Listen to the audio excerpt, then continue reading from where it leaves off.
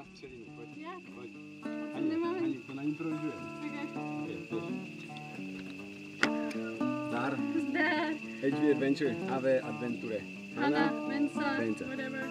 Jo, tak zdravíme fajné město a tak jsme rádi, že jsme mohli být součástí pro vás, jako vašeho rozhovoru. Se hlásíme vlastně právě teďka z Mexika, jsme v Pelenke.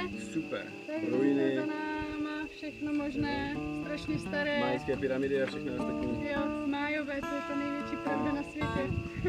Surfování na pobřeží Michoacán, které se hrozně mluví, jak je nebezpečný. Pecka, nejlepší, Mexiko je prostě úžasný. Kdybyste mohli, tak tady zůstanou. Jo, na 100%. Ale však víte, za chvíličku budeme v Česku, ve Zlíčku mistrů, takže kdybyste se chtěli vidět, tak budeme mít prezentaci, slyšet, vidět, cokoliv, Muskutka o Arnošta. Datum ještě nevím, protože jsme v jednání, ale podívejte se na náš Facebook.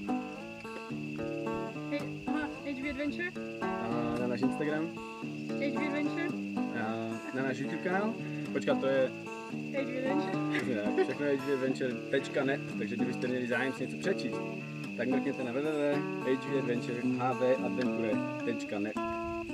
Takže tam píše Hani na všechny naše příhody. Zážitky a...